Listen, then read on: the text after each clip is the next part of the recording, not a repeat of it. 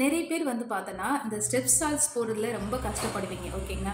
So உங்களுக்கு வந்து step stalls வேர் பண்ணுறது ரொம்ப பிடிக்கும் அப்படின்னா ஜஸ்ட் நான் சொல்லக்கூடிய இந்த டிப்ஸ் வந்து ஃபாலோ பண்ணுங்கள். ரொம்ப சிம்பிள் தான்.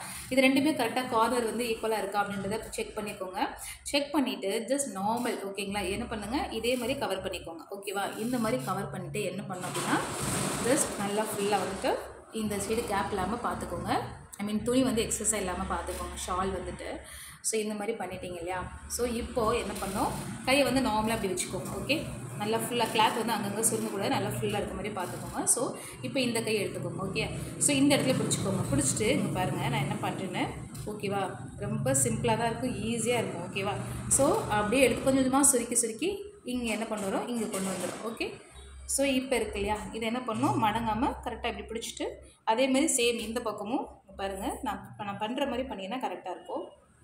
இப்படி இருக்குல்ல இந்த இடத்துல ஓகே, இந்த இடத்துல இப்போ லைட்டாக அப்படி பிடிச்சிக்கோங்க. பிடிச்சிட்டு இப்போ இப்படி போட்டோம். இப்போ என்ன பண்ணக்கூடாது, கீழே குனியாமல் அப்படி இறக்கக்கூடாது. ஸோ லைட்டாக கொஞ்சம் இந்த கிளாத் வந்து ட்ரெஸ்ஸில் படாத மாதிரி இருக்கணும் இப்படி ஓகேங்களா. பாருங்கள் ரொம்ப சிம்பிள் தான். கொஞ்சம் லைட்டாக அப்படி கீழே குனிஞ்சிட்டு அப்படியே லைட்டாக அங்கங்கே அரேஞ்ச் பண்ணிவிட்டீங்க அப்படின்னா அழகான ஸ்டெப் ஸ்டால்ஸ் வந்து ரெடி ஆகிடும். அவ்வளோதான், ரொம்ப ரொம்ப ரொம்ப சிம்பிள் தான்.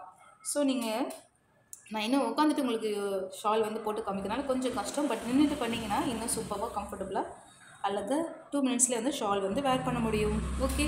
பார்த்தீங்கன்னா உங்களுக்கு தெரியும். ஸோ நீங்கள் பின் பண்ணும்போது என்ன பண்ணணும் அப்படின்னா பெரிய பின் எடுத்துக்கணும். நல்லா அழகாக இந்த எஜும் கண்டிப்பாக வந்து ஜாயின் பண்ணுற மாதிரி பின் வந்து போட்டுக்கோங்க.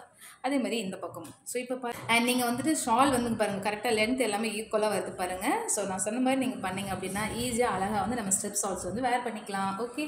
அண்ட் பின் பண்ணும்போது ரொம்ப இப்படி கழுத்தை ஒட்டி பண்ணாதீங்க, அசிங்கமாக இருக்கும். கொஞ்சம் லைட்டாக ப்ராடாக இப்படி வச்சுட்டிங்கன்னா அழகாக பின் பண்ணிக்கோங்க ஓகேங்களா. ஸோ அப்போ தான் அந்த நெக்குக்கும் பார்க்கும்போது லுக் அழகாக இருக்கும் ஓகே. கண்டிப்பாக ட்ரை பண்ணி பாருங்கள், உங்களுக்கு ரொம்ப பிடிக்கும். அண்ட் உங்களுக்கு கொஞ்சம் லைட்டாக கீழே இப்படி இறக்கி விடணும்னா நல்லா இறக்கி விடலாம். இன்கேஸ் சைடில் இப்படி பண்ணி கவர் பண்ணாலும் அழகாக சூப்பராக கவர் ஆகிடும். கண்டிப்பாக ட்ரை பண்ணி பாருங்கள் okay. So bye, thank you, bye bye, see you. So நான் வந்து இப்போ வேர் பண்ணி காமிச்ச ஸ்டெப் ஷால் வந்து பார்த்திங்கன்னா ஜஸ்ட் ஒரு 1 மினிட்லேயே வந்து நம்ம கரெக்டாக வந்து அழகாக வந்து வியர் பண்ண முடியும். பட் நான் வீடியோக்காக எனக்கு கொஞ்சம் லேட்டான மாதிரி தெரியும் சரிங்களா. மற்றபடி நீங்கள் வேர் பண்ணிங்கன்னா 2 மினிட்ஸ்லேயே வந்து வேர் பண்ணிக்கலாங்க.